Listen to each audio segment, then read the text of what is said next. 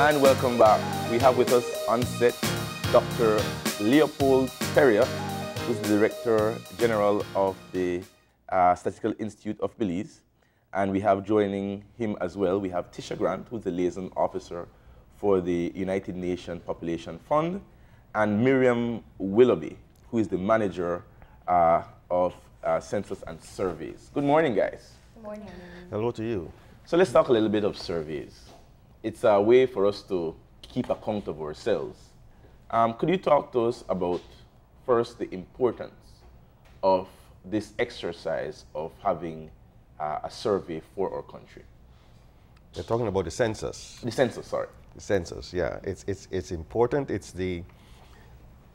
actually the only exercise that we do, the only study that we do that gives us an accurate information at a point in time. All the other surveys and census, all the other data we collect between censuses have to be benchmarked with respect to the census. And so it is actually a point that we fix, and everything else has to be compared and benchmarked with it as we go along till the next census. And that's the importance. And that's a fundamental importance. It allows us a fixed point to tell the truth. Okay. And we don't do anything else, though. We always tell the truth. Yeah, well, sometimes we have errors involved. And one of our major jobs is to manage uncertainty, as I tell people, and this is managing errors. And so we collect information on a wide range of topics of importance to Belize, to the region, as far as we work with them and on international levels. Okay, so this is information that is vital to the country at any given time, but also over time. So, for example, if you wanted to know where to build schools, this is an important topic. Now, how do you determine that? You have to look at how the population develops over time, from census to census over time, and how it grows in some places, how it diminishes in some places, things of that sort. Very important kinds of things.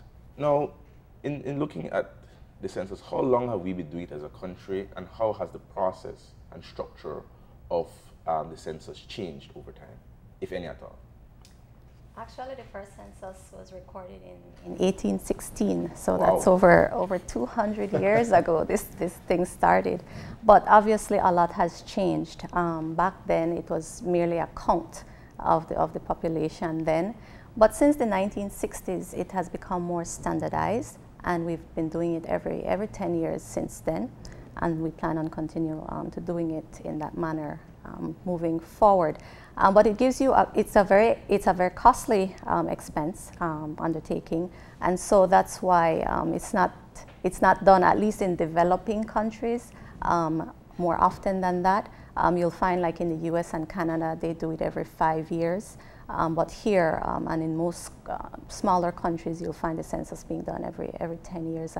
And during that 10-year period, it gives you a good chance to measure the progress and how the population changes during that period. But it's been around for a very long time. And as time goes on, we try to make improvements in how we conduct the census and how we collect the information and what information we collect during that period. So in other countries, the period for the census is a bit smaller? In larger countries, you'll find that they try to do it within like a 1 month period. In some countries, I think 1 month? Yes, in a 1 month. Are we doing it every 10 years? No, they will do it like every 5 years or every right. 10 years, but the duration of data collection would be for like maybe a month. But it takes a lot of resources to do that, human resources to do that. So we're trying to do the 2020 census during a 2-month period, at least for data collection. But it would require we estimate at least about 1,000 people to get that done. Wow. Because you're covering every corner of the country, mainland, on the islands as well. So it's a very extensive undertaking. And there are only so many people that we have in this country to do it. So, no, maybe we can bring Grant into the conversation in terms of Dr. Perriott was talking to us about us using the information. And when I heard the us, I was thinking internally for our authorities and for those who in the business sector who want to make planning, to make decisions. But this has some relevance on an international scale as well.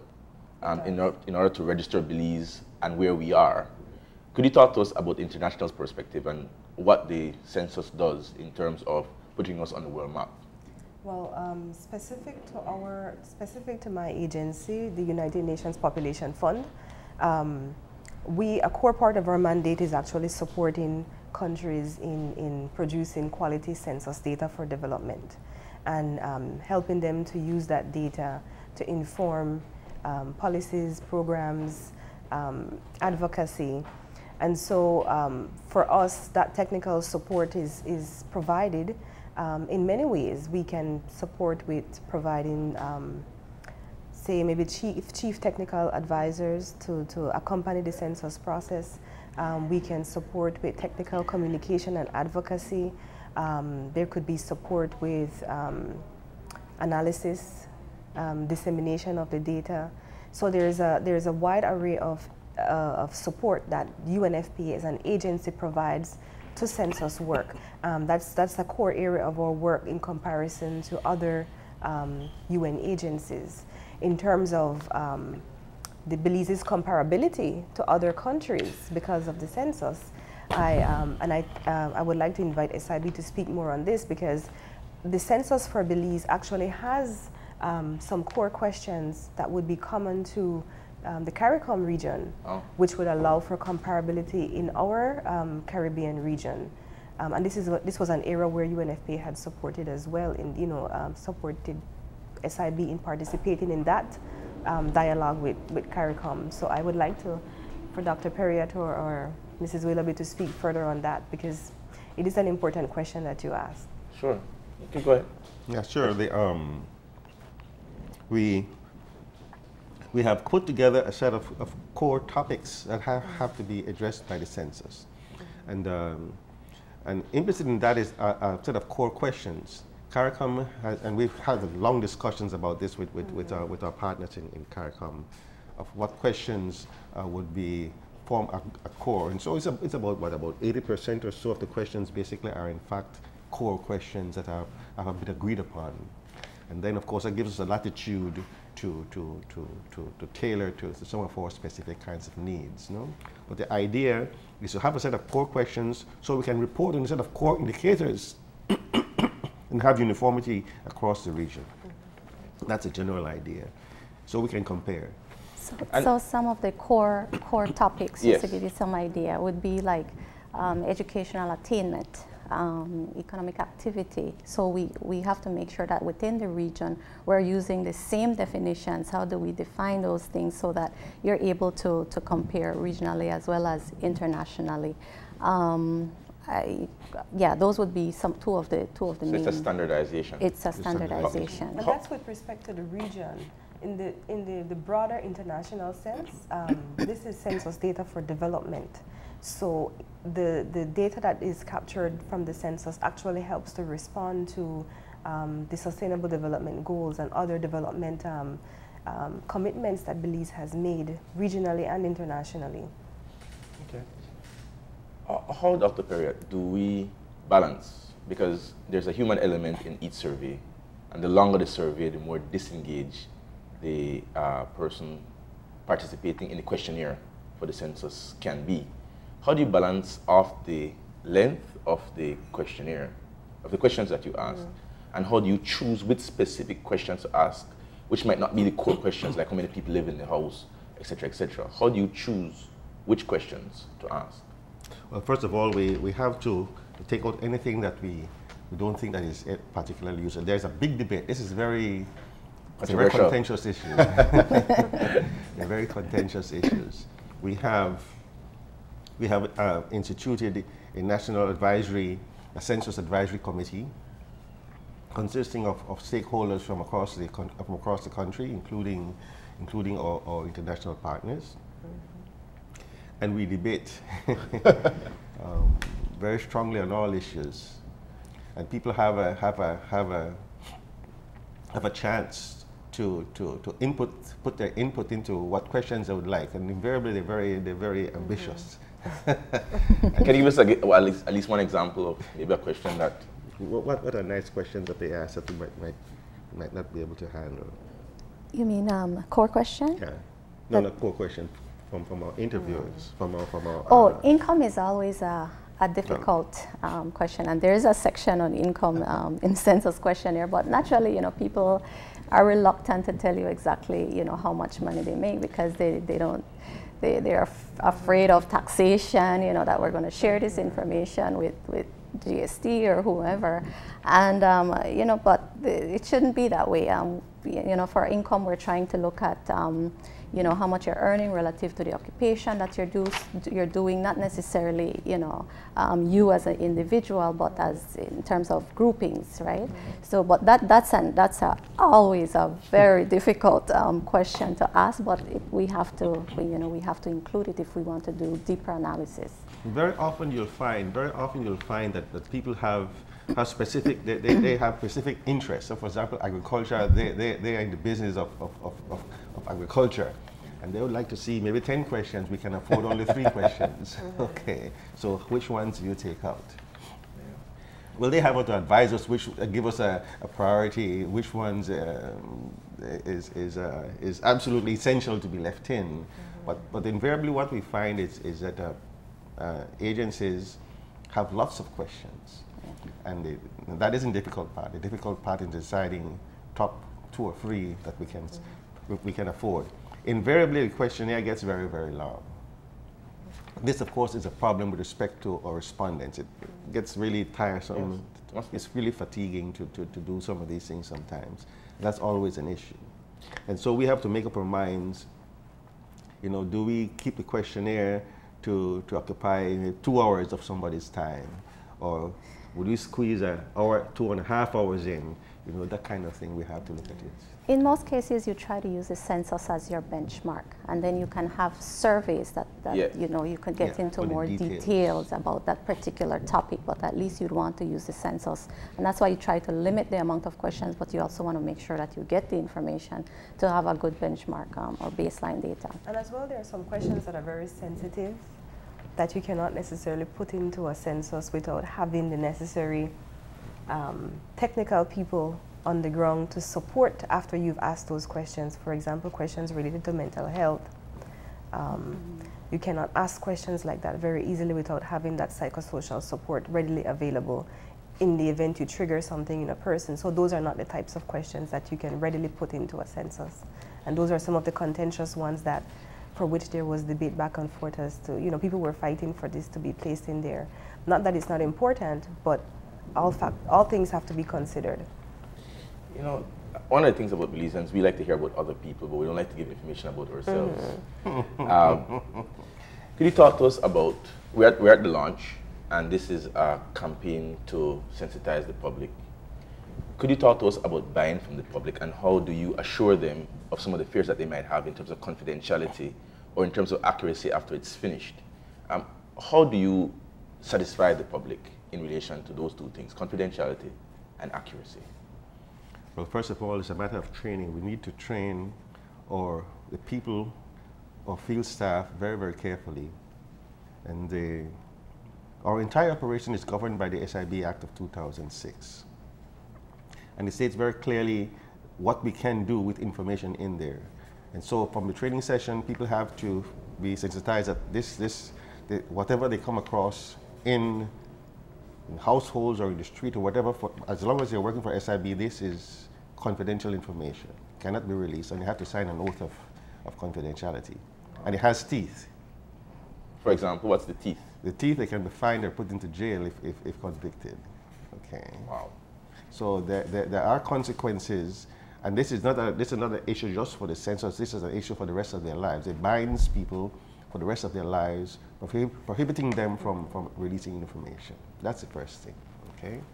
So there's no correlation between 2020 is a political year, and one of the things that is on the political scope is in terms of re-registration, whether or not a person lives at an address to register there.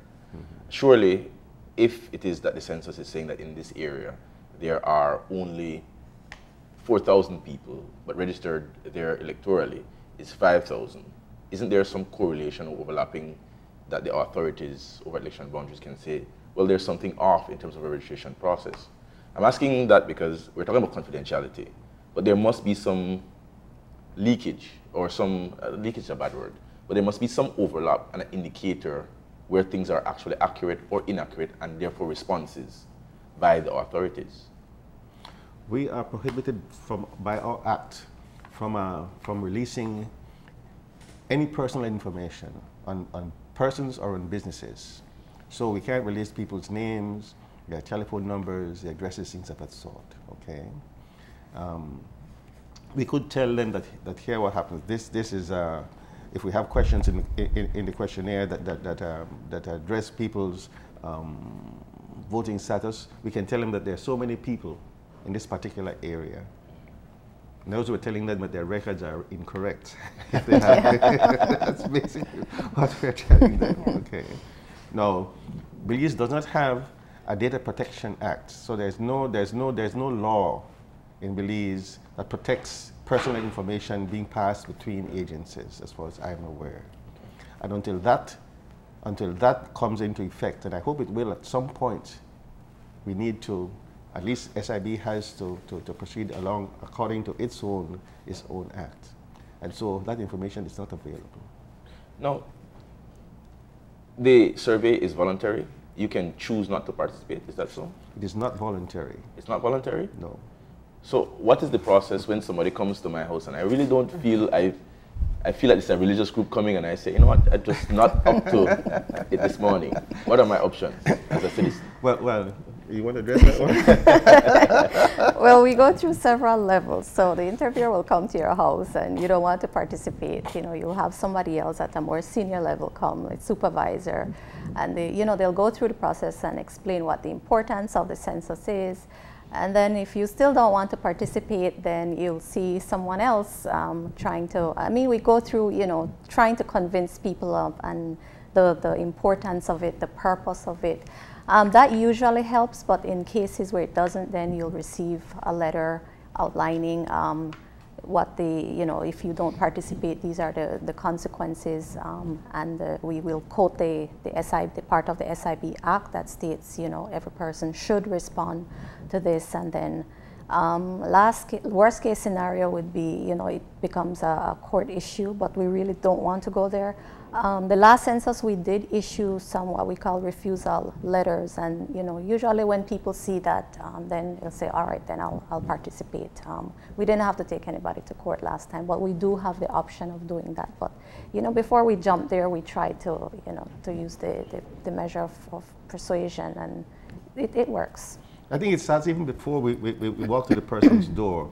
We have a vigorous campaign, a public yes.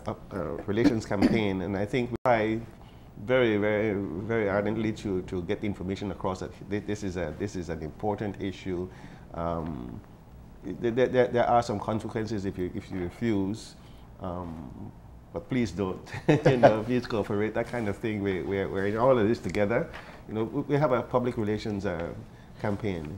And part of that public relations campaign, you have different attractions. I know you have a slogan competition that you guys did.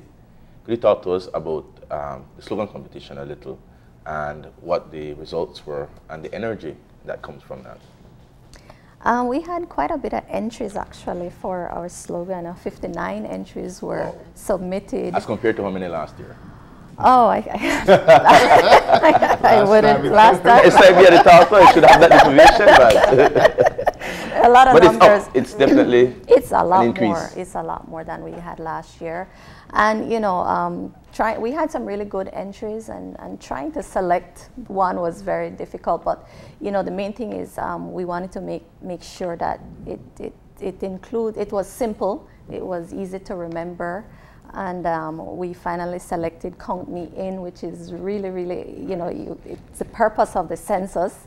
And it was interesting. We also had the logo and the jingle competition, and we really saw some good talent and really good entries, and it was very hard to select. Before we move on, I was just about to say we can't let Tisha off the off the hook because she was part of the panel. Oh yes, she selectors. was. She was in the Yes, slogan. we Yes. had some very interesting entries, and it was not easy selecting because some people are very creative. Yes. And so we had to go through individual process, then a group discussion, then we voted silently, then we voted openly, then I mean, there was a lot of discussion. Then we started talking about what would this sound like in a different language? What would this sound like in Spanish? What would this sound like in Garifuna? So we were calling up people saying, how would you translate this? If you heard this, what would you think? You know, so we tried to come up with something that could be translated and that would resonate with people regardless of the language that it was translated to. And so this is how we came up with Count Me In.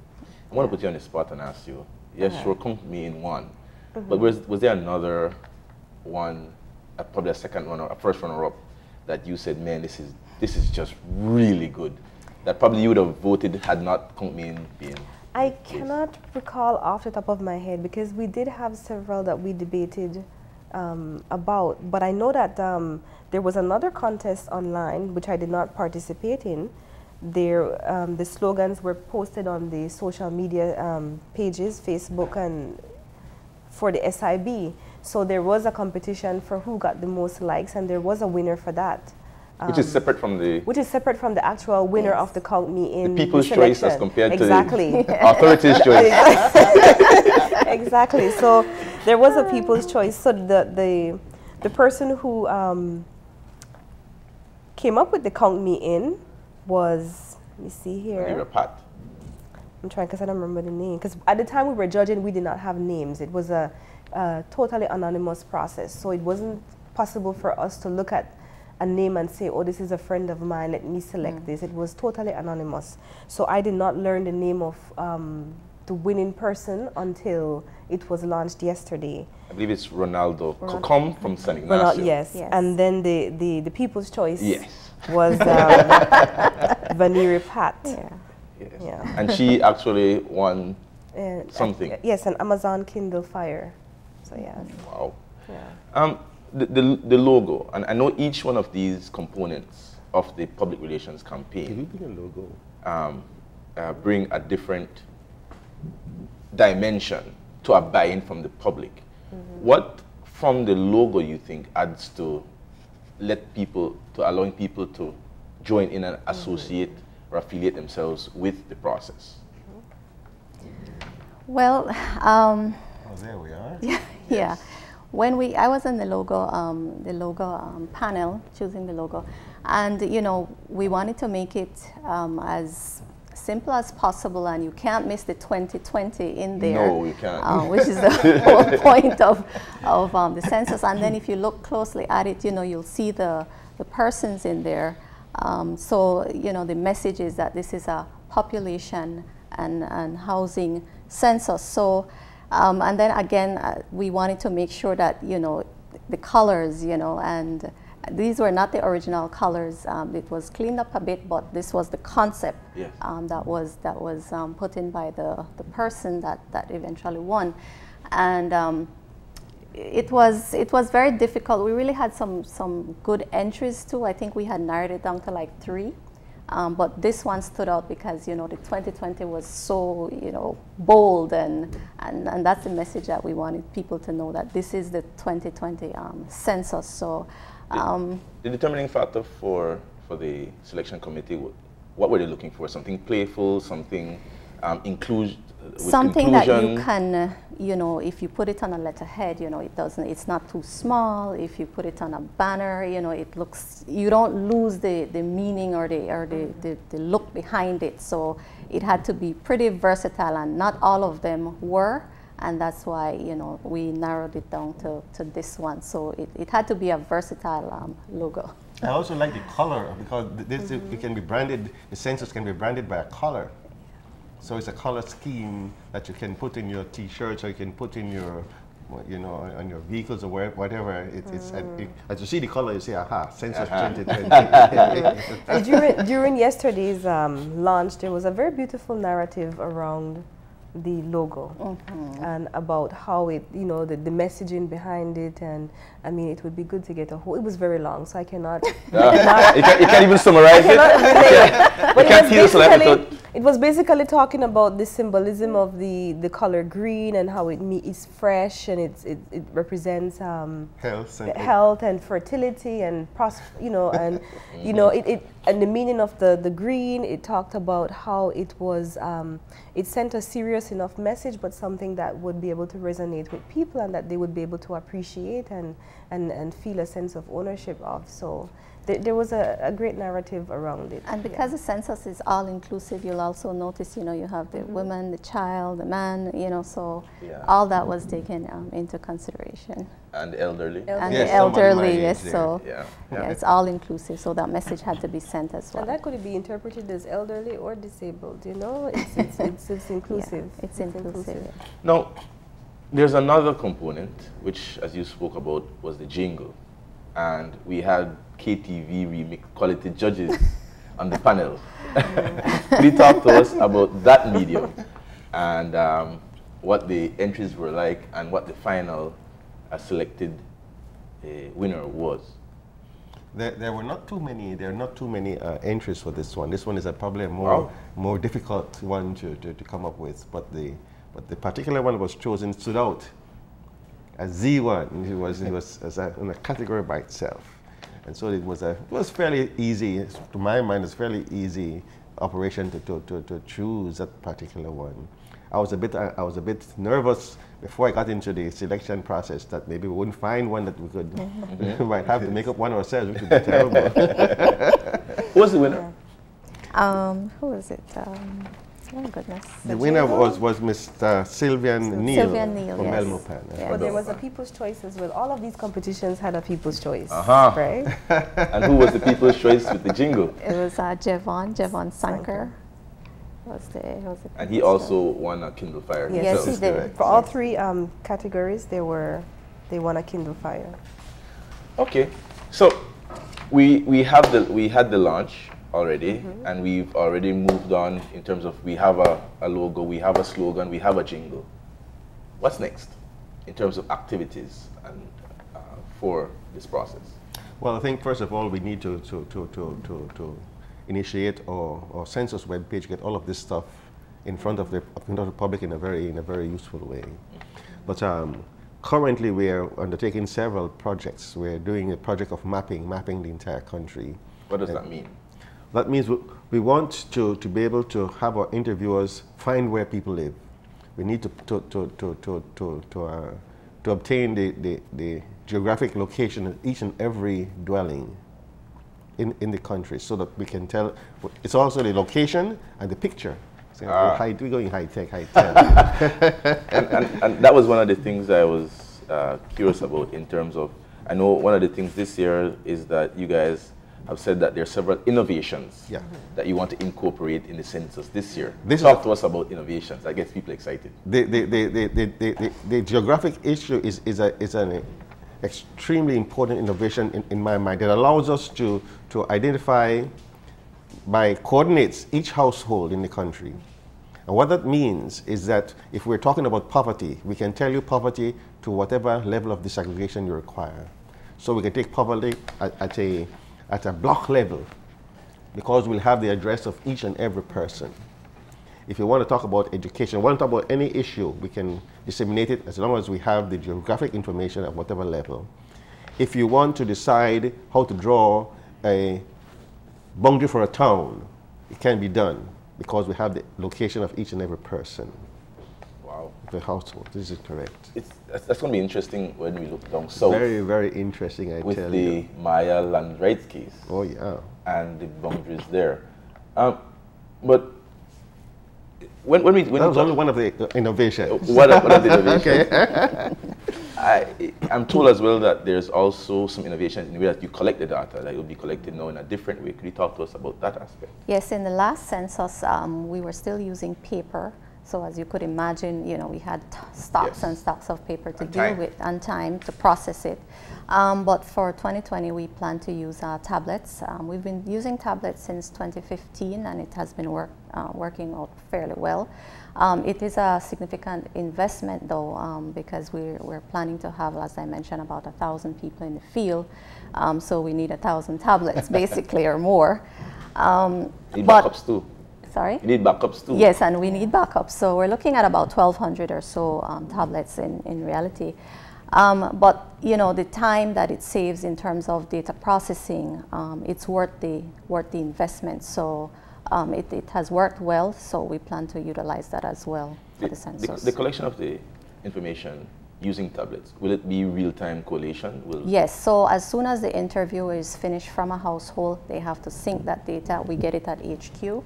And you know, it also protects, you know, make sure that the data is safe. Yes. When you have a questionnaire, you know, God forbid something goes wrong, it gets lost, you know, we have a problem. But with that, you know, it also ensures that the information is protected.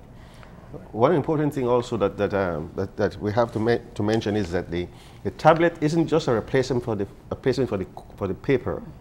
Okay, it's an entire system to obtain quality of information, and so we keep track in a real-time fashion of the quality. How is the census progressing? What area is it lagging? Are people actually visiting? Yeah. Where are the vehicles? So it's an entire quality control system that has to be put in place to monitor the status of the census, the undertaking. With that new tool, does that mean that the SIB will be looking to expand? Because with efficiency, it allows you a little bit more power and freedom to do a little bit more. The census itself, is it does everybody get covered, or is it a sample group? Where? No, the census means everybody gets covered. Every single house? Yes, everybody gets covered. Every single household. Wow. Mm-hmm. And about how long does this take for 375 or? We're going to be over 400,000 by that time. So like I said, we plan to do data collection in 2 months, and that's why we need so many people to do that. But you know, the process itself is much longer than that, the preparation, the data collection, and then the data processing. We're looking at 2022 to have a report from the census and have the final report. To have a final report. We do intend to have by the end of 2020 the preliminary reports out. So we should have some good numbers by the end of 2020. We're toying with the idea of not having just one or maybe two big major reports, but have a report every quarter on particular topics.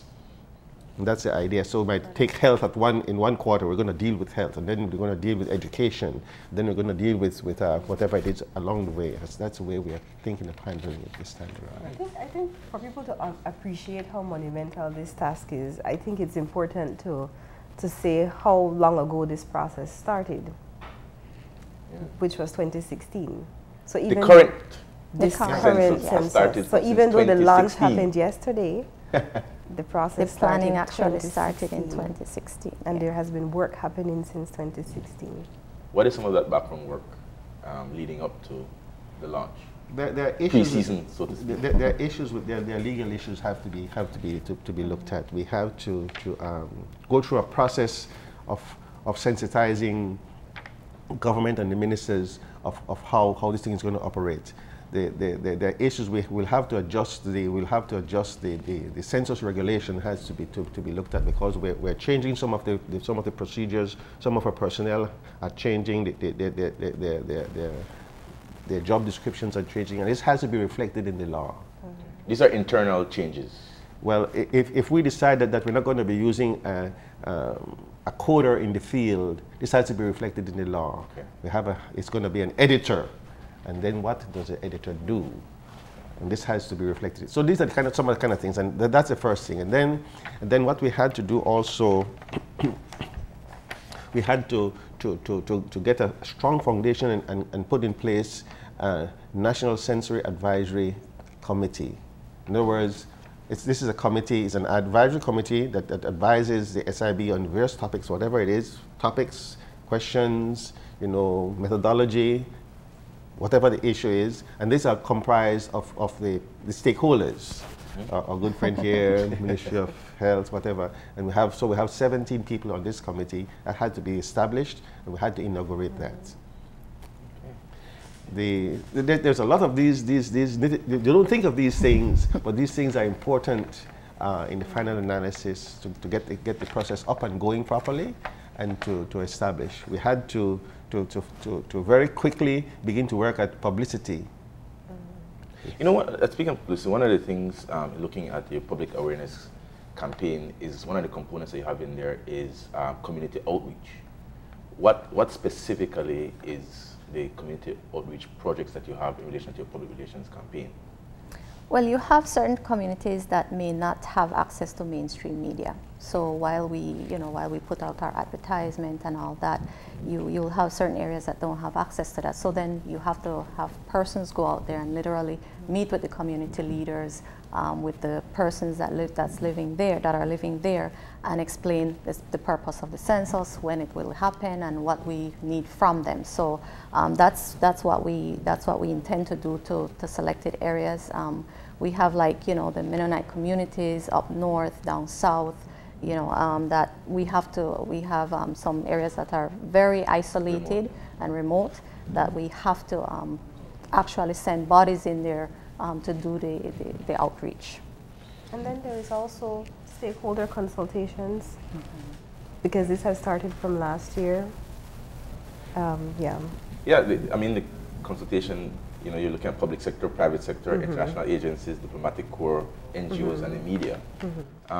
Also, what has been mentioned, there has to be a structure. We can't just come up and do a census, right? So right, it doesn't work that way. Even the phrasing of the questions. Yes, but there has to be a structure, a structure in the SIB. SIB had to be restructured to be able to so we have different groups of committees that do different things. There's a field operations group, and that's what they do. There's a corporate services group, and that's what they do. And so we developed the entire institute, and each person, each body belongs to one of these groups, maybe sometimes two of these groups. And this is where we had to do it. Even the process of drafting the questionnaire has started a long time ago, and I think that's important to mention as well, because it's no easy feat to come up with the question. So that process has long since started. We're kind of running out of time right now, but the process, I think, begins and ends with trust. The public has to trust that the person coming into their home is genuinely from that organization, trust that the information will be used in the right way, and trust the reliability of the end result. And so it's a very important exercise for our development. As we wind down, what is the last message when we are at the launch that you want to give to the public in order to ensure that they have a buy-in and trust in the process, so we have a successful campaign and a successful result at the end? Well, the main message I'd like to send is that the census is about people. It's a bottom line, it's about people. And it cannot operate without the assistance, without the cooperation of the general public. And so that's a message I would like to send. We absolutely need the public support in this one. We have put various plans in place to ensure confidentiality of the results, confidentiality of the information. We have a training schedule in place. We have some laws with serious teeth in them to prohibit people from just releasing information. And we have ways and means of disseminating data only on an aggregate level. We do not disseminate data at all with respect to any information, personal information of anybody. And so the idea is to please cooperate. Yeah. The success of the census will depend not only on what we do, but on the participation, ultimately of the participation of the public and the information that they give us.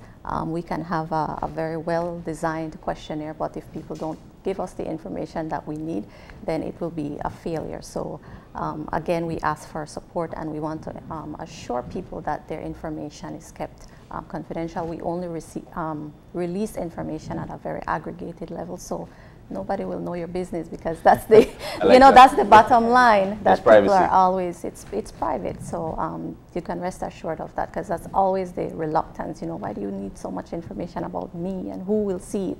It's only us, and when we release it, they don't know who's who, they're just seeing the information.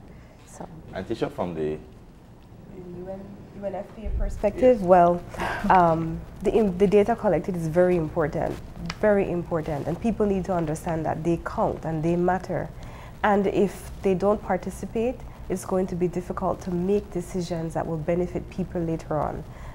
The census helps to identify vulnerabilities. It helps to identify where there are needs across the country and where investments are to be made. And so this is a very important exercise, and everybody has to take ownership of it, and to also say to themselves, to count me in, because that's what we're all saying, count me in. Well, we want to thank you for joining us. It appears that you guys are very prepared from 2016 to now. Surely you have to be. I want to thank you guys for coming in. We're going to take a break, and when we come back, we're going to be talking about World Vegan Day. Don't go nowhere.